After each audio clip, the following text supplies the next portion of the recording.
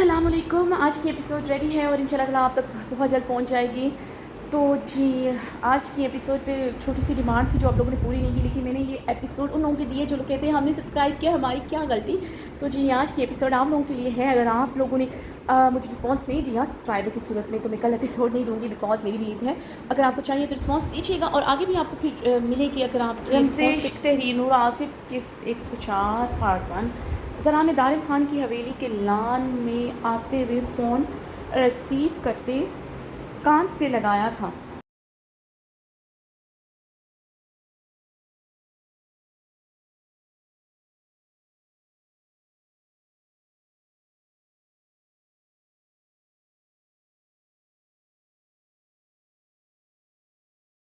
सात माह बाद असफन यार खान को आखिर ज़रान खान ज़्यादा की याद कैसे आ गई। ज़रान ने फ़ोन कान से लगाए इस्तेहज़ाई अंदाज में पूछा, मिस्टर बनकर तुम्हारी गैरत मर गई जो अपनी दोस्त की हवेली में अपनी बहन को ले आए हो। असफन फ़ोन पर गर्राया था। अमेरिका में अपने अपार्टमेंट में मौजूद उसकी आंखें ज़ब्त से सुर्ख हो रही थी।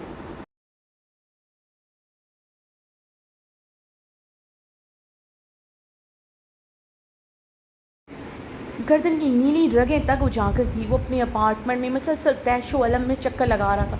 उसकी बीवी, उसकी औरत किसी गैर मर्द की हवेली में थी। असफल यार खान का खून खोल रहा था। गैरत वाली बात कौन करे जो इस दुनिया का सबसे बड़ा अ, अ, ज़रान एहतजाया मुस्कुराते हुए लान में मौजूद केन की चेयर पर बैठा था। इस वक्त तुम सबसे बड़े भी गैरत लग रहे हो। हमारे यहाँ कब अब से अपने दोस्तों को हवेली की चार दीवारी अबूर करवाई गई है जो तुमने अपने जैसे दोस्तों को हवेली की शक्ल दिखाई, और तुम मेरी बीवी को किसकी इजाज़त से यहाँ लेकर आए हो। असफन यार खान फ़ोन पर तैशो इश्तियाल से चीखा था। असफन के सवाल और उसके चीखने पर ज़रान अपने कोट के अगले बटन खोलता गहरा मुस्कुराया। आज से पहले अपनी औरत को बदले में कब इस्तेमाल किया गया असफंदियार खान?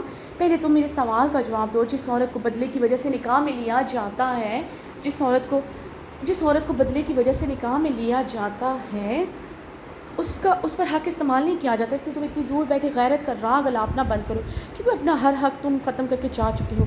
ज़रान ने ठंडे लहजे में कहते असफन को मज़ीद आग लगाई थी। वो ज़रान अपनी बीवी से लातल्लुक़ तुम हुए हो, मैं नहीं। अपनी बीवी को अपनी हवेली की चार दीवारी में छोड़ कर गया हूँ। उस पर पूरी पूरी नज़र है मेरी। मैं 7 माह में एक लम्हा उससे गाफिल नहीं हुआ। आज उसने हवेली से बाहर कदम रखा और मुझे खबर होगी। अब सोचो तुम बड़े कि मैं असद यार खान अपने सामने कुर्सी को ठोकर मारते तैशो अलम में पागलों की तरह चीखा था। अबीर उसकी सिर्फ उसकी औरत होती तब भी उसके खून में ऐसे ही शरारे फूटते। वो तो उसकी मोहब्बत, उसका इश्क थी। असफन यार खान का खून रगों में भड़कता जैसे बाहर आने को बेताब था। अबीर इस वक्त किसी गैर की हवेली में है। असफन यार खान के ऊपर जैसे गरम गरम सियाल मादा कोई अंडेल रहा था।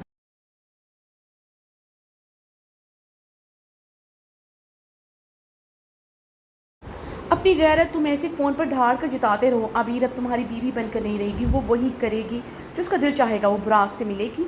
अगर इसे रोज़ यहाँ बुराक से मिलवाने के लिए लाना पड़ा, मैं लाऊंगा। और हवेली के दरवाजे भी दारिम खान के लिए खुले रहेंगे। दोस्त है मेरा, यहाँ दिल में रहता है। ज़रान ने अपना सीना ठोका था। और तुम देखना अनकरीब में उसके लिए जन्नान खाने के दरवाजे खोल दूँ। दरवाज़े भी खोलूँगा और तुम कुछ नहीं कर सकोगे सिवाय वहाँ बैठकर खाली स्क्रीन को घूरते रहना, क्योंकि आबिर तब तक तुम्हारे कमरे में भी रहने का हक खो देगी। ज़रान ने सर्द आवाज़ में कहती असफंदियार खान को पागल किया था। वो वाकई में पागलों की तरह अपने बाल मुट्ठियों में जकड़ गया था। ज़रान कमरे में लगे कैमरों की हकीकत से वाकिफ़ था, वो नहीं जानता था। मगर इस वक्त तो असफंदियार खान उसके लफ्ज़ों में बुरी तरह उलझा हुआ था। बारूद जैसे बारूद भर दिए थे। क्या बकवास करे, क्या कहना चाहते तुम? असफन बाल मुट्ठियों में जकड़े गहरी सांस लेते हलक के बल चीखा था। असफन के यूँ तड़पने पर ज़रान के लबों पर सुकून मुस्कुराहट रक्सा हुई थी।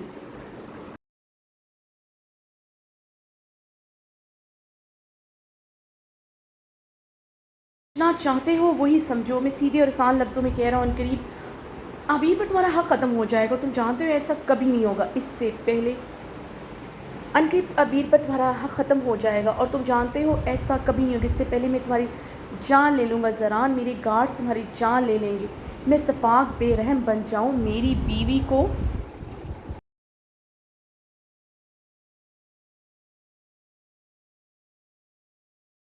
बीवी इसी लम्हे हवेली चाहिए। असफंदियार खान बुलबुलाते हुए दहाड़ा, मैं चाहता हूँ इस बार तुम अपना कहा पूरा करो। गार्ड्स के हाथों मरने का मुझे क्या मज़ा आएगा? मज़ा तो असफंदियार खान के हाथों से आएगा जब मुकाबला बराबरी की सतह पर होगा। अपना बदला पूरा करो, मेरे सामने आकर मेरी जान लो। बुज़दिलों की तरह बाहर छुप कर क्यों बैठे हो? इस बार तुम मेरे सामने आए, मैं तुम्हें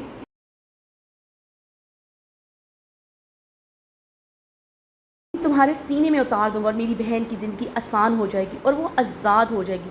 फिर मैं उसके लिए हर फैसला लेने के लिए आज़ाद हूँगा। और आबिर आज रात हवेली नहीं जाएगी। आज रात मैं दारिम खान की हवेली में इसके साथ उसका मेहमान बनकर ठहरूँगा।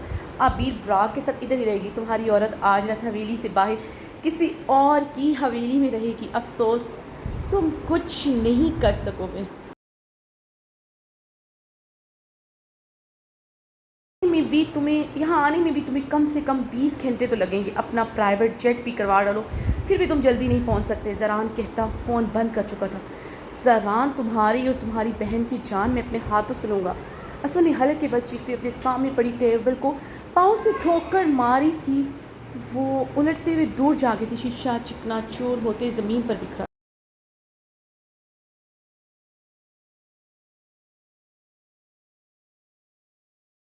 खोलते अंदर दाखिल होने लगा था कि आबिर उज़ीना खान और मीना खानम को आता देखकर रुका था। शहराम कमरे का दरवाज़ा खोलते अंदर दाखिल होने लगा था कि आबिर उज़ीना खान और मीना खानम को आता देखकर रुका था।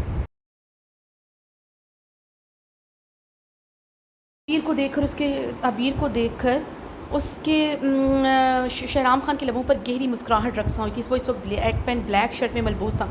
चेहरे पर थकन के शदीद आसार थे, मगर अपनी बहन को मुस्कुराता देखकर उसकी थकन दूर हुई थी। वो इतना खुश क्यों थी वो समझ गया था। बच्चों में उसकी जान बसती थी।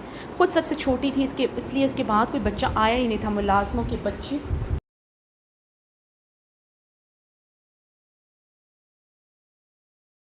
गोद में लिए बैठी रहती थी। बच्चों के लिए उसकी दीवानगी देखकर उसे छेड़ा करता था। उसकी शादी उस इंसान से करवाएगा जिसके पहले से बच्चे हों, ताकि आबिर को अपने शोहर की तरफ से मुंह दिखाई में बच्चों का गिफ्ट मिले। दूसरे लम्हे आबिर को देखकर रुख पलटे उंगलियों से अपनी नमज़दा आंखें मसलते मुस्कुराते हुए वो उसकी तरफ पलटा था।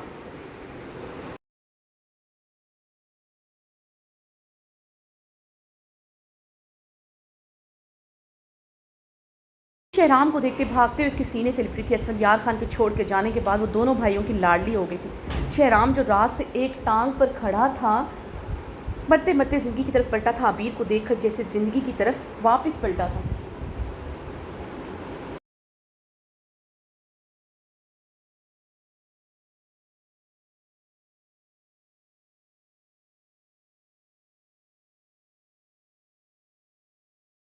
ओ लाला, अभी चहकते हुए शहराम के सीने से लगते बोली, मेरी आबी को भी मुबारक हो जो फिर से फुप्पो बन गई।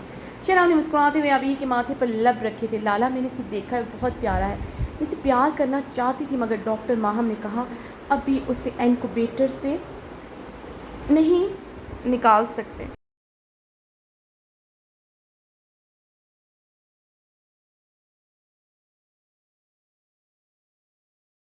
एक दो दिन तक उसे रुकना पड़ सकता है, इसके बाद ही इसे गोद में लेकर जी भर कर प्यार कर सकते हैं। आबिर की बात पर शहराम मुस्कुराया था। कुछ दिनों की बात है, फिर मैं उसे तुम्हें ही दे दूँगा, तुम ही उसे संभालना। शहराम की बात पर आबिर बेयकीन हुई थी।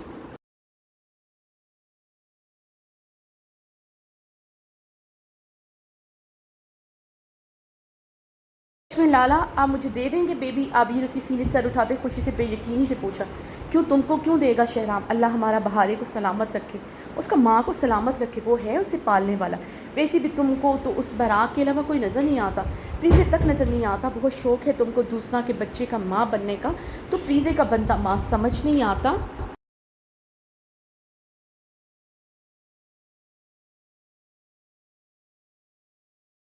वो क्या नज़र आया, या फिर बात कुछ और है जो तुम्हारा आजकल दारिम खान का हवेली का चक्कर ही ख़त्म नहीं होता। वज़ीरा खानम तिनक कर बोली थी, क्या बात हो सकती है सिवाय उसके कि इमरान मुझे बहुत प्यारा है, प्रीति से मैंने हमेशा मोहब्बत की है। गुल भाभी हम में से किसी भी प्रीजे के पास ज़्यादा फटकने नहीं देती थी।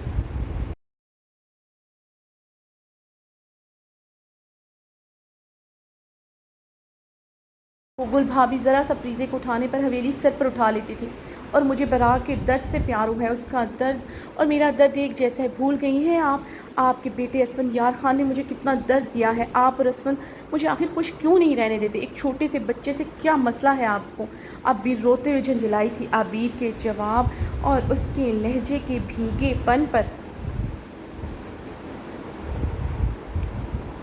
रज़ीना खानम ने सटपटाते हुए शहराम को देखा, जिसकी आंखों में लहू उतरा था। शहराम की खून उतरी आंखों को देखते अबीर की रंगत लम्हों में फीकी पड़ी थी। लाला, मैं कल पहली मरतबा बुराक से मिलने गई थी। ज़रान लाला मुझे खुद लेकर गए थे, सिर्फ आधा घंटा रुकी थी। लाला मुझे अपनी हवेली वापस छोड़कर अमरीका के लिए निकल गई।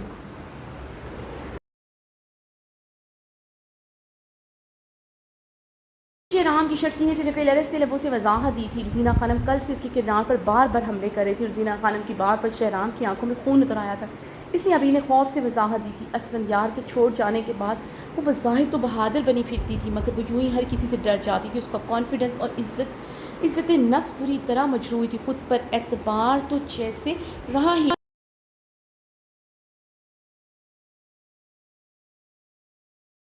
आकर अतबार क्या करती, किसी की अपने लिए मोहब्बत महसूस ही नहीं होती थी।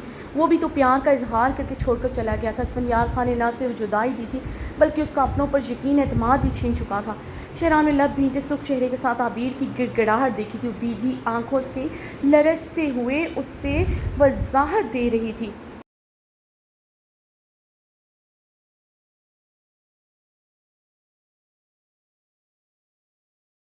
को इस तरह शहराम के सामने जवाब देगी, यूँ असफंदियार खान का नाम लेगी।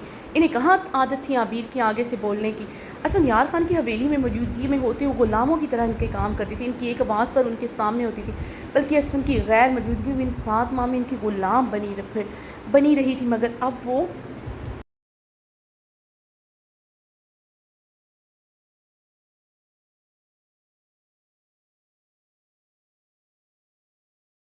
बीर रही ही नहीं थी जो असफंदियार खान के प्यार में उनके सामने झुका करती थी। बात कुछ और क्या है, आप मुझे बताना पसंद करेंगी? शहराम ने रोजीना खाना को घूरते अपने लफ्ज़ों पर जोर देते सर लहजे में पूछा। लाला, खुशी का मौका है। अबीर ने शहराम को रोजीना खानम की तरफ बढ़ते देख कर उसका बाजू जकड़ा था।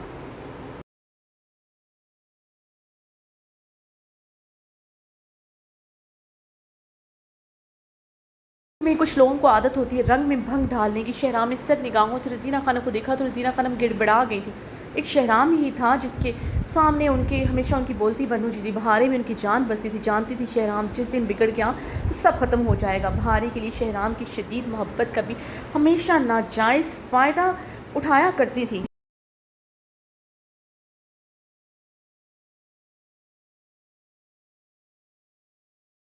पर चुप था, क्योंकि आपकी बेटी मेरे बच्चे को जन्म देने वाली थी। अब बच्चा और माँ दोनों सही सलामत है, इसलिए मेरी खामोशी का नाजायज़ फ़ायदा मत उठाएं। अगर असफल लाला की तरह मैंने बहारे को सज़ा दे दी तो दूसरा सांस नहीं ले पाएगी। वो अपनी बेटी की शिद्दत पसंदी से वाकिफ़ हैं आप। किसी दूसरी औरत को उसके सामने नज़र उठा कर भी देख लिया तो उसी पल अपनी सांसें गिनवा देगी।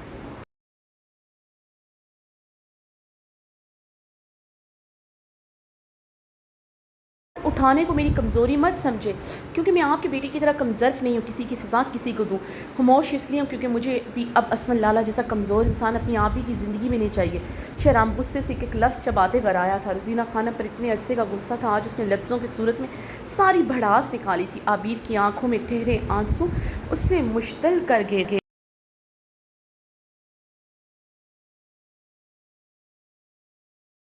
शहराम क्या करता है जाने दो, इतना खुशी का मौका। मीना खानम ने आगे बढ़ते शहराम को टोका था। मेरे बेटे पर, मेरी आबिर पर, मेरे मोरे का पूरा पूरा हक होगा, चाहे बहारे को बुरा लगे या अच्छा। गुल भाभी वो सब कुछ करती थी क्योंकि लाला को तमाम हकीकत से दूर रखा जाता था। अपनी बीवी के लिए अगर मैं सबके सामने खड़ा हो सकता हूँ, अपनी मोरी और आबी के लिए क्या कुछ नहीं कर सकता? आपकी बेटी को सर आंखों पर बिठाया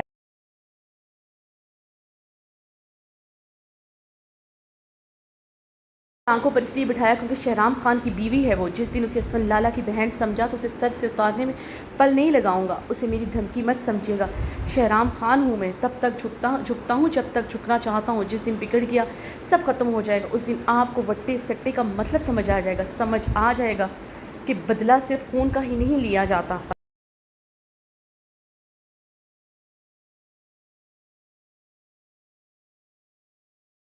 आइंदा मेरी आप ही के किरदार पर उंगली उठाई, मुझसे बुरा कोई नहीं होगा। शहराम हसीना खानम के करीब होती ने सर सुर्ख निगाहों से घूरते तंबिया अंदाज में बोलते गुस्से से वहाँ से वॉकआउट कर गया था।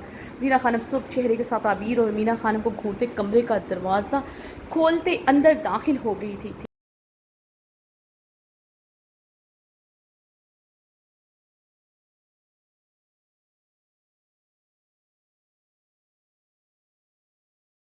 तुम अपना दिल छोटा ना करो, मीना खानम ने आबिर की भीगी आंखें देखते कहा। नहीं मोरे, मैं तो बस ऐसे ही, लाला को अल्लाह ने बेटा दिया इसलिए रोना आ रहा, ये तो खुशी के आंसू है। आबिर अपनी आंखें दोनों हथेलियों से रगड़ते मुस्कुराई थी। अल्लाह तुम्हें भी जल्द प्यारा सा बेटा दिया। मीना खानम की दुआ पर आबिर की आंखों की नमी बढ़ी थी। अमीना खानम अपनी ही दुआ पर शर्मिंदा हो गई थी। वो हमारा मतलब है, अमीना खानम ने जल्दी से वज़ाहत।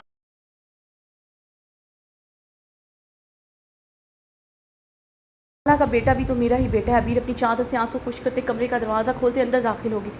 अल्लाह तुमको अपना औलाद दे, हमारा बच्चा, हमारा तो यही दुआ है।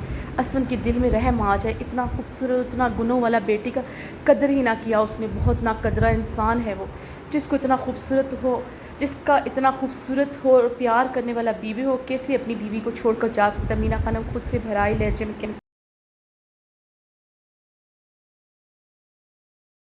माते दरवाज़ा खोलकर अंदर दाखिल हो गई थी। बहारे बहुत बहुत मुबारक हो तुम्हें। आबिर ने बहारे के करीब जाकर मुस्कुराते हुए उसे मुबारक दी, जो बेड पर छत लेटे छत को देख रही थी। आंखों के गोशों से आंसू बहते तकिए को भगो रहे थे। आबिर के मुबारक बात देने पर भी उसके वजूद में हलचल ना हुई थी।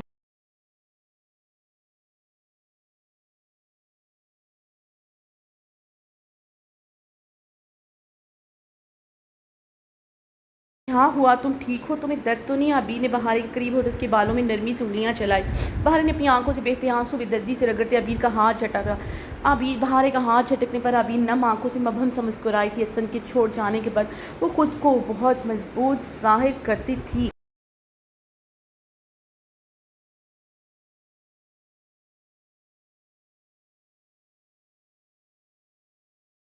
छोटी बातें बहुत उसे वाकई में सबकी छोटी छोटी बातें बहुत इफेक्ट करती थी। बीबी लम्हों में रंग फीका पड़ा था। क्या हुआ है, तुम ठीक है? मीना खान ने बहारे के सर स्पाट रवैये को देखते अपने अंदर का गुस्सा इश्तियाल दबाते हुए पूछा। बहारे बिना कोई जवाब दिए आंखें मोड़ चुकी थी। पलकों की बाढ़ से आंसू गिरते फिर से उसके तकिए को भगोने लगे थे। वो क्या किसी से बात करती, आंखों के आगे वही मंजर चिपक गया था जब उसे सीने से लगाए खड़ा था। इतनी बड़ी बेवफाई, वो भी उसकी नज़रों के सामने। उसे ऐसा लग रहा था जैसे उसे आरे से कोई काट रहा हो। क्या हुआ बहारे, तुम्हें दर्द हो रहा है? शहराम को बुलाता है? अमीना खानम ने उसकी आंखों से बहते आंसू देखकर परेशानी से पूछा।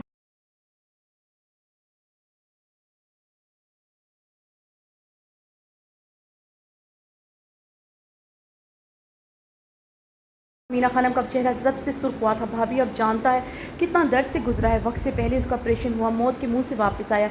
शहराम के वारिस को पैदा किया, इस हवेली के वारिस को पैदा किया, छोटा बात नहीं है। जीना खानम ने बहारे के कोई जवाब ना देने पर जल्दी से वजाहत दी।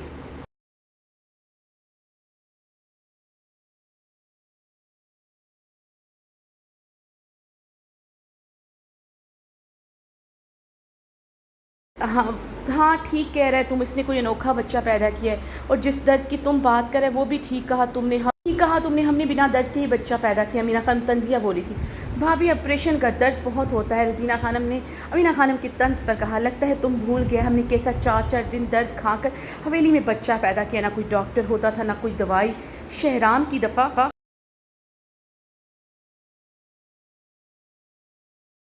मौत के मुंह से वापस आया। हम तो अगला दिन ही पूरा हवेली को देखना शुरू हो गया था। मजाल है सास ससुर का सामना, कभी आवाज़ भी ऊंचा हुआ या फिर उनके हुक्म के बगैर दूसरा सांस भी लिया हो। लेकिन अब ज़माना बदल गया है, क्योंकि हमारा लड़का लोग जन मरीदी करने लग गया है। ऐसा लगता है आजकल के औरत के पास वो कुछ अनोखा होता है जो हम औरतों के पास नहीं होता था।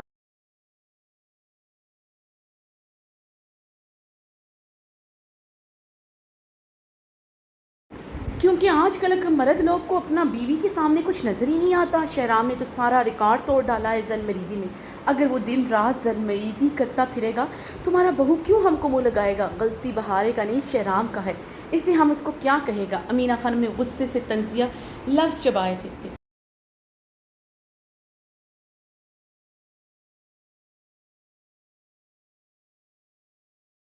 ये ठीक नहीं है, अभी ने उन्हें टोका था। अमीना खान ने बहारे को देखा, जो भी आंखें मोदी हुई थी। चेहरा जर्द हो रहा था, चेहरे पर ऑपरेशन की तकलीफ के साथ नुमाया थे। गहरा सांस लेकर रही थी। अबीर के साथ ज्यादतियाँ देखकर वो अब अपना जब्त खोने लगती थी।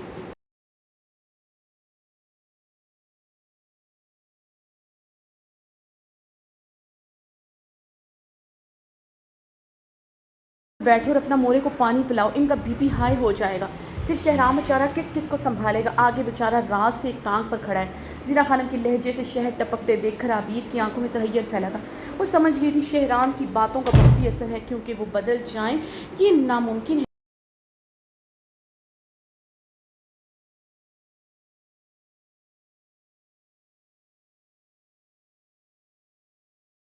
बस सोफे पर बैठो, तुम्हें शहराम को बोलती हूँ तुम्हें हवेली छोड़ देगा। मीना खानम ने अबीर को बहारे के बेड के करीब खड़े देखकर सर लहजे में कहा। अबीर की झुकने वाली फितरत उन्हें बिल्कुल पसंद नहीं थी। वो आज भी असफंदियार खान के रिश्तों के आगे झुक जाती थी। वो जानती थी अबीर आज भी असफंदियार खान के पलटने की मुंतज़िर थी। बदबख्त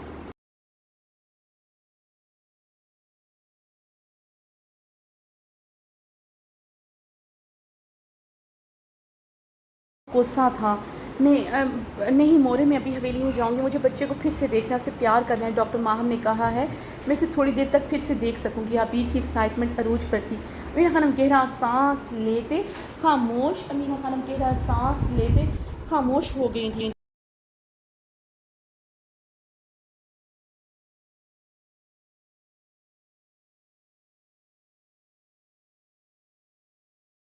चली जाऊंगी। आबिर अमीना खानम के बाजू से पकड़ते सोफे की तरफ बढ़ी। आबिर, अमीना खानम और रजीना खानम अस्पताल के कमरे में एक तरफ पड़े सोफों पर बैठी थी। अमीना खानम एक तरफ सोफे पर बैठी तस्वीर पढ़ रही थी। आबिर खामोशी से उनके साथ बैठी थी।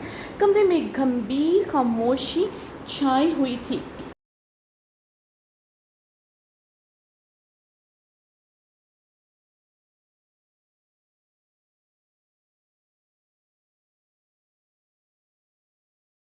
भारी आवाज़ तोड़ती और थोड़ी देर बाद बहारे से कुछ खाने का पूछती थी, मगर वो कोई जवाब नहीं दे रही थी। 7 घंटे बाद उसे होश आया था। 4 घंटे वो अंडर ऑब्जर्वेशन रही थी। डॉक्टर ने बहारे को सूप पीने को कहा था, मगर वो कुछ भी खा नहीं थी। ऐसी खामोशी सी लेटी थी, ना स्टिचेस में दर्द का कह रही थी, ना करवट ले रही थी।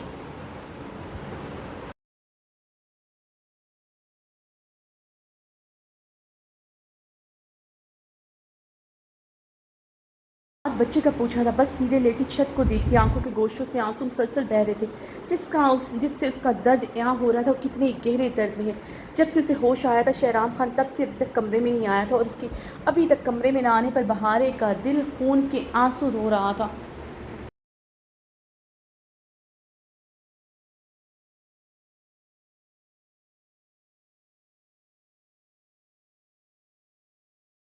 वो खुद उसकी शक्ल नहीं देखना चाहती, मगर उसका कमरे में ना आना उसे तकलीफ़ दे रहा था। शायद बच्चे के आने के बाद उसे उसका जो ख्याल था वो भी ख़त्म हो चुका था। वो खुलकर अपनी असलियत ज़ाहिर करने वाला था।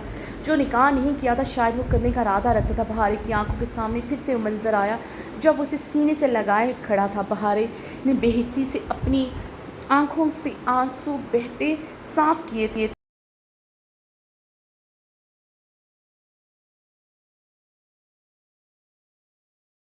जलन बढ़ती जा रही थी। बेवफ़ाई की कैसी तकलीफ़ होती है, उस तकलीफ़ से पहले भी गुजरी थी, मगर बेवफ़ाई करते देखा पहली मरतबा था, और कैसी तकलीफ़ थी। इस सितमगर को किसी और के साथ देखकर वही जानती थी, यहाँ तक कि अपने बच्चे को भूले सिर्फ इस सितमगर की बेवफ़ाई को सोच रही थी। और जितना सोच रही थी उतना तड़प कर जैसे मर रही थी। उतना जितना सोच रही थी उसे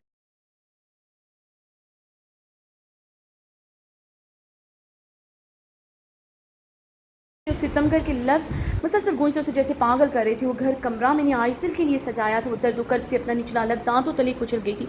आंखों से गर्म से आल शिद्दत से बहा था। इसी असना में शहराम दरवाज़ा खोल कर अंदर दाखिल हुआ था।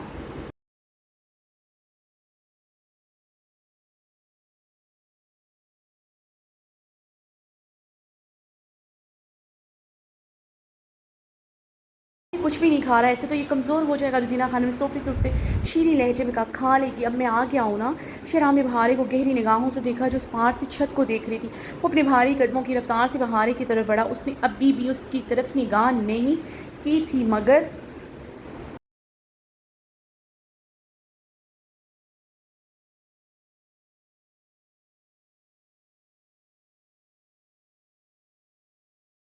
गोश्तों से स्याल निकलता तकिए को बगौरता। शहराम की नज़रें भीगी तकिए पर थी। दोष भी दे वे किसनों इन्हा हालातां दा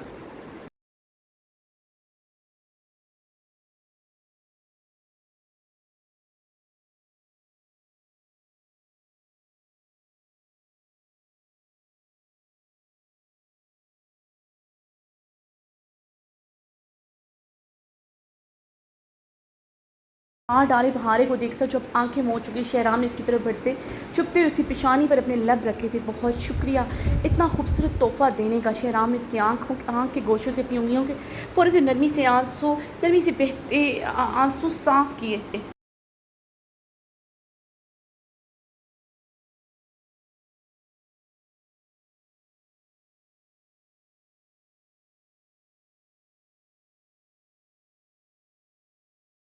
गुआरी से सुर्ख पड़ा था, अबीर गुलाबी होती मबहम सा मुस्कुराई थी। जीना खानम ने मगरूरियत से रज़ीना खानम को देखा था। ये हवेली में शहराम खान ही था जो सबके सामने भी बहारे को ऐसे ही इज़्ज़त देता था। खाना क्यों नहीं खा रही तुम बहारे? शहराम ने उसके करीब बैठते उसकी नरमी से हाथ थामते उसकी गुलाबी होती आँखों में झांका था।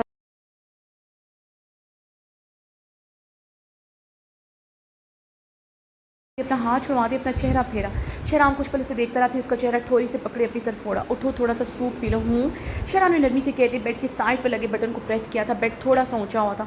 शहराम ने बगौर उसका चेहरा देखा। चेहरा जर्द हो रहा था, बाल बिखरे थे, आंखें सुर्ख और मतोड़ थीं।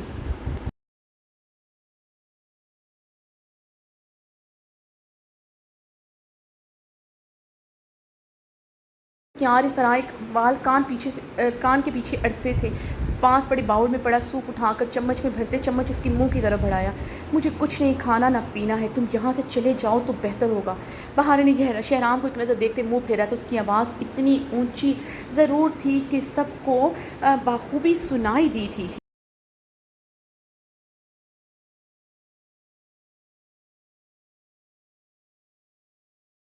बहुत एक गहरा सांस लिया था। रज़ीना खानम चिसबस हुई थी। अबीले पेशानी से बहारे को देखा। शहराम ने इसकी ऊंची आवाज़ पर बाउल साइड टेबल पर रखते अपनी हल्की गनी पर हाथ फेरा। हमारे बीच जो कुछ भी है हम अकेले में सॉर्ट आउट कर देंगे। मोरे और मेरी बहन के सामने तमाशा मत लगाऊं। शहराम ने गौर देखते आस्ती से मगर काफ़ी सर्द आवाज़ में कहा।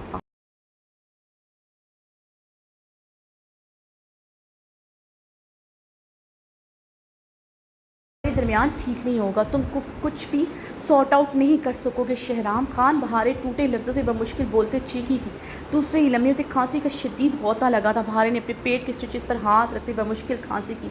उसकी रंगत सुर्ख हुई थी, आंखों से निकलते गर्म स्याल में इजाफा हुआ था। वो उसी सितमगर की शर्ट मुट्ठियों में जकड़ गई थी।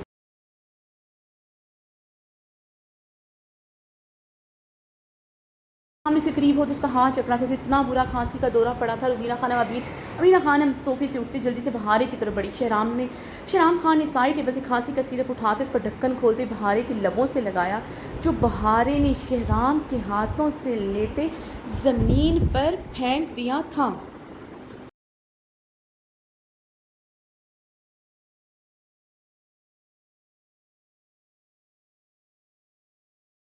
आबिर और अमीना खानम पीछे को हुई थी। रज़ीना खानम ने दिल पर हाथ रखा था। शहराम का चेहरा जब से सुर्ख हुआ था। दूर हटो, मुझसे दूर रहो। बहारे बमुश्किल कहते गहरे सांस लेते बेड की दूसरी साइड से उतरी थी, मगर कदम ज़मीन पर रखते वो दर्द से चीख पड़ी। इतनी तकलीफ़, इतना दर्द उठा था कि उसकी दर्दनाक चीख गूंजी थी कि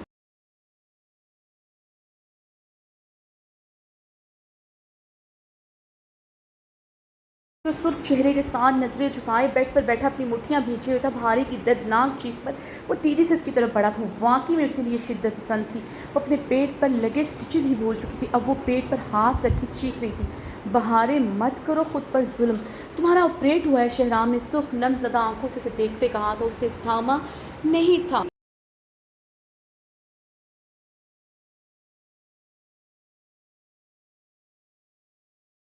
उसे थामता तो उसे झटका देती जो उसके स्टिचेस के लिए नुकसानदेह होता। भारी मुश्किल कदमों पर खड़ी अपने स्टिचेस पर हाथ रखे चीख रही थी। टाँके कच्चे थे। यकदम खड़े होने पर शदीद खिंचाव और दर्द हो रहा था। वो मरने वाली हो गई थी। जीना खानम बहारे की तरफ जल्दी से बढ़ी। आबिर तो बहारे की हालत देखते लरसते हुए रो रही थी। अमीना खानम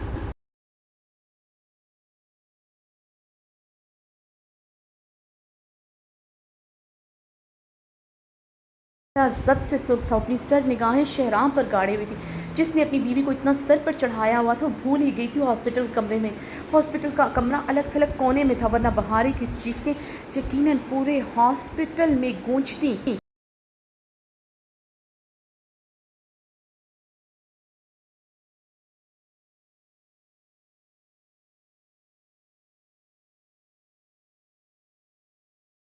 ला कर दे, मुझे हवेली जाना है, मुझे अब यहाँ नहीं रहना, बहारी ने रोते हुए कहा।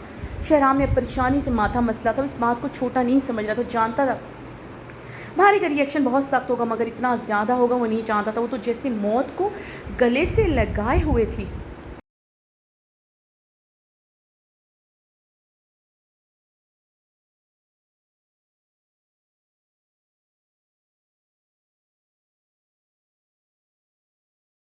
है तुम दोनों का बीच, तुम्हारा बीवी इतना तमाशा क्यों लगा रही है? अस्पताल है।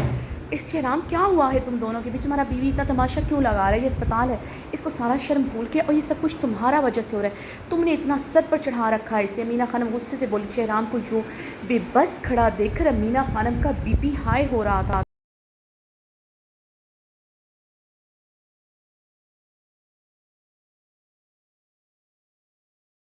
हुआ इसकी तबीयत ठीक नहीं है, इसकी हालत देखिए आप, मैं देख लेता हूँ उसे।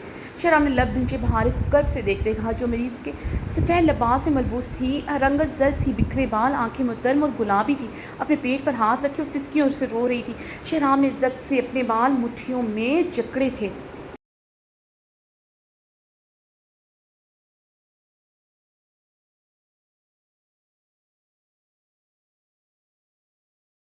अपना सर जकड़ा तो वह शहनाम खान की सांसें अटकी थी। अभी तो वो मौत के मुंह से वापस आई थी। भाभी, हमारा बेटी का हाल देखो, तुम उसे बातें सुना रहे। रजीना खानम बहारे की हालत देखते तड़पते हुए बोली। बहारे ने गहरा सांस लेते बेड को जकड़ा था। उससे खड़ा नहीं हो जा रहा था। शहराम ने आगे बढ़ते उसे नरमी से बाजू से थामते उसे अपने सीने में भेजा था।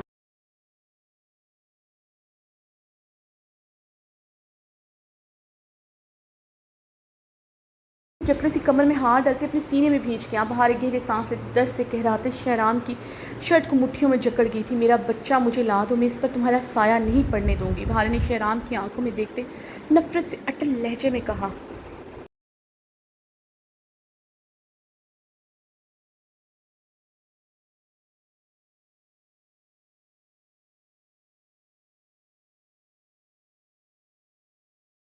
ख़राब हो चुका। शहराम उसे फिर भी अपने सीने से लगाया था। मीना खानम शहराम गुस्से से देखते कमरे से निकल गई थी।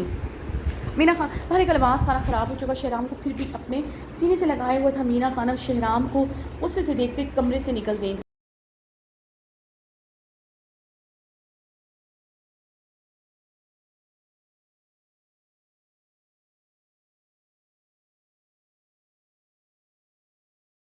वो देखते शहराम के सामने नजरें झुका गई थी। लाला, मैं डॉक्टर को बुला कर लाती हूँ। अभी कहती कमरे से निकल गई। ला दूंगा मैं तुम्हें तुम्हारा बच्चा, ले जाना उसे मुझसे दूर। अभी तुम यहाँ बैठो। शहराम ने उसकी कमर सहलाते उसे नरमी से